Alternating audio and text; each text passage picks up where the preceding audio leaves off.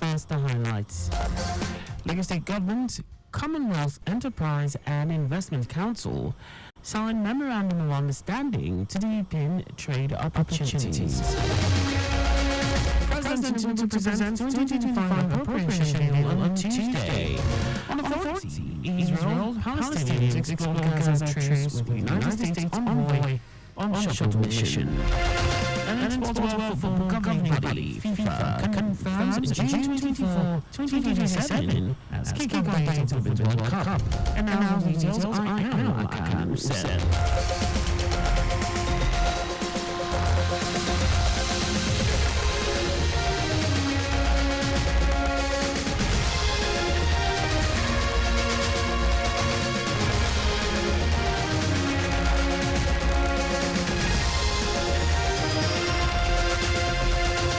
Lagos State Government signed a Memorandum of Understanding with the Commonwealth Enterprise and Investment Council (CWEIC) to further facilitate trade and investment opportunities between Lagos and the Commonwealth nations. The signing ceremony witnessed by the state government and members of the State Executive Council was held at the banquet hall of the Lagos House Marina.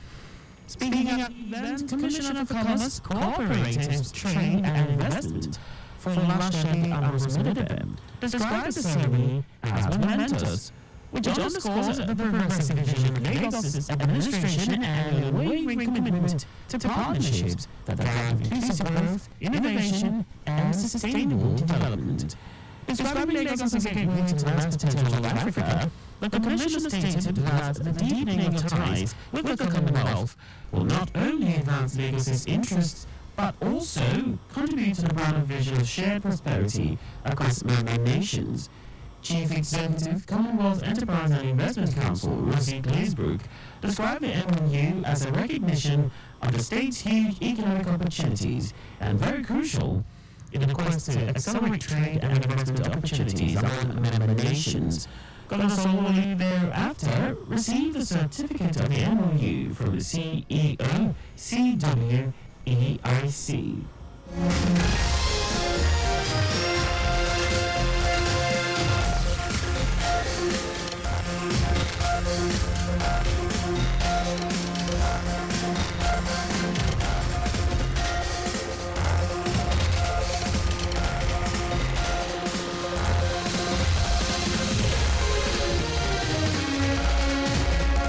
Lagos State Head of Service Bordeaux has emphasized the importance of the Service Charter as it reflects the commitment of public servants to excellence, accountability, and transparency.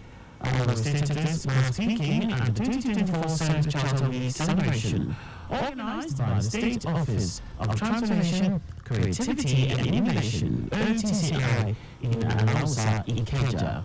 The head of service was represented by the Director General, Office of Transformation, Creativity and Innovation, Tony Andrews Adeniwa, said that the gathering was not merely a celebration of achievements, but a reaffirmation of the dedication to the principles that form the foundation of the state civil service. He noted that the Service Charter serves as the guiding framework, ensuring that the needs of citizens are placed at the forefront of every decision. I would urge public servants to embrace and foster a culture where innovation flourishes and all civil servants feel empowered to make meaningful impact. The Lagos State Health Management Agency has commemorated this year's Universal Health Coverage UHC Day with an awareness walk. The walk took place around the Lagos State Government Secretariat at Alausa and its environs, drawing attention to the importance of health insurance under the Miracle Initiative. Speaking on the significance of the event, Permanent Secretary of NASHMA, Emmanuel Samba, emphasized the agency's pivotal role in driving UHC in Lagos. Samba highlighted the agency's achievements, including the rollout of an equity fund that guarantees healthcare access for over 300,000 vulnerable residents. She commended Governor Babajide Sanwo-Olu's leadership, describing him as Lagos State's UHC brand ambassador. Samba assured that the agency will intensify its public awareness campaign, leveraging various platforms to encourage Ghanaians to subscribe to Yereco before enforcement begins next year.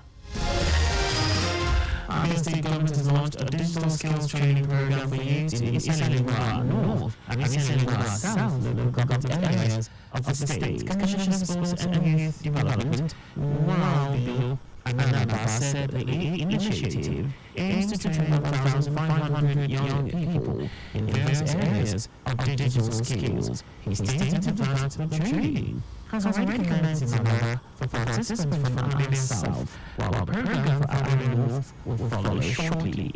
Highlighting the importance of digital skills in the 21st century, Ananaba stressed that the program is designed to empower young people with knowledge that will create opportunities and enable them to succeed. Now to some stories. President Bola Tinubu on Tuesday next week presented the 2025 Appropriation Bill before a joint session of the National Assembly. Senate President Godswill Akpabio made the announcement during plenary on the floor of the Senate. Akpabio announced that the budget presentation will take place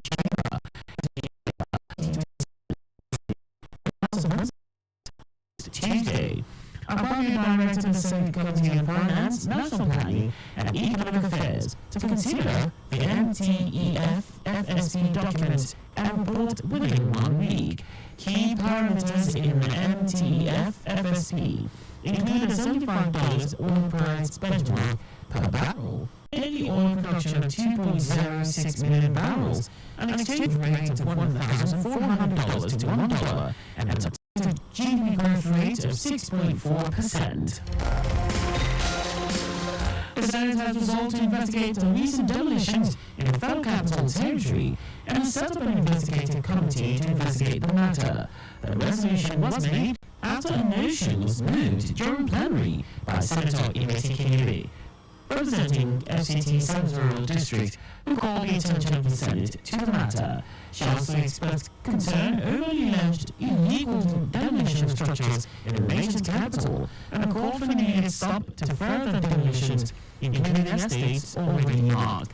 Natasha Kuti-Urara, Kogi Central, seconded the motion, saying the exercise should be stopped pending the outcome of the Senate's investigation into the matter. In his remarks, the Senate President Godswill Akpabio said the Senate cannot outrightly prevent the Minister of the FCT, Nyesom Wike, from demolishing structures in the nation's capital. The Senate resolved to send an investigative committee to look into the demolitions and report back to it within a specified time frame.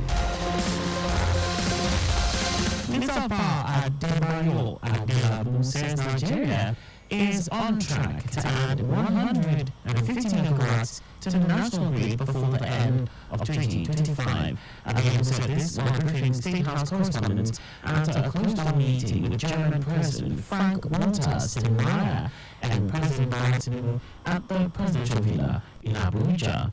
According to him, the upgrade will be made due to the successful completion of the pilot phase of the Presidential Power Initiative (PPI). The minister's comment came at a time when the national grid collapsed for the 12th time in a year, plunging millions of homes into darkness. In out of foreign news, Israelis and Palestinians are signaling new efforts to forge a ceasefire deal. The first in a year to pause the fighting in Gaza and return to Israel, at least some of the 100 hostages still held in the Palestinian enclave. The guarded optimism emerges as US President Joe Biden's National Security Advisor Jake Sullivan holds talks with Prime Minister Benjamin Netanyahu in Israel before heading to Egypt and Qatar, co-mediators with US on a deal.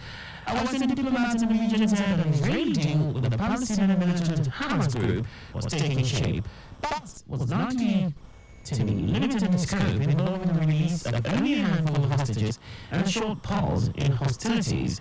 A senior Hamas official, Bassem Naim, said any US official would have to apply real pressure to get Netanyahu and his government to accept a July 2 US truce proposal and UN resolution, which Hamas said it alone had accepted.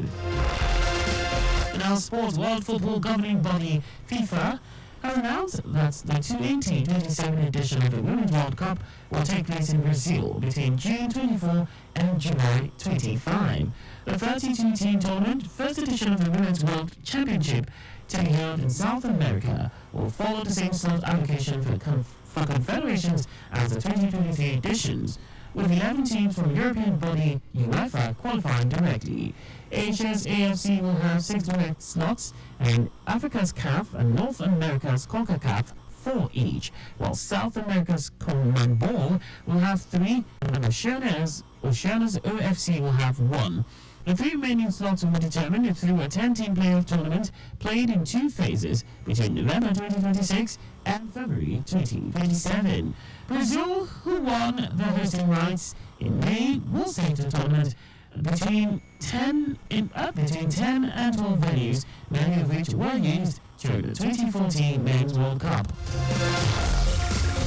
And that's all for news at 6. Do not park at or near a road crossing. You can follow us on like all our various social media platforms on X at Traffic Radio 961, Facebook Lagos Traffic Radio 96.1 FM, Instagram Lagos Traffic Radio 961. On YouTube, subscribe and watch us live on our channel Traffic Radio 961. You can also visit our website on www.trafficradio961.ng. Did you know that the Songhua administration under the Songhua administration, over 1,000 indigent residents benefited from the state's mega empowerment program starter packs, which include grinding machines, barbing tools, hair dryers, sewing machines, and electrodes. You can get more details on the Lagos State Government website. To enemies are highlighted in major stories. Lagos State Government signed Memorandum of Understanding with the Commonwealth Enterprise and Investment Council (CWEIC) to further facilitate trade and investment opportunities between Lagos and the Commonwealth nations. President Bola Tinubu will on Tuesday next week present the 2025 appropriation bill before a joint session of the National Assembly. We also told you that Israelis and Palestinians are signaling new efforts to forward a ceasefire deal, the first in a year, to pause the fighting in Gaza and return to Israel at least some of the 100 hostages still held in the Palestinian enclave. And then the World Football Governing Body, FIFA, has announced that the 2027 edition of the Women's World Cup will take place in Brazil between the June 24th and July 25. For contact with the newsroom, please send a message to info@trafficradio961.ng. And that ends the news broadcast compiled by Adebayo Idowolaya. I am Akan Usen. Thanks for listening and please stay safe. Good evening.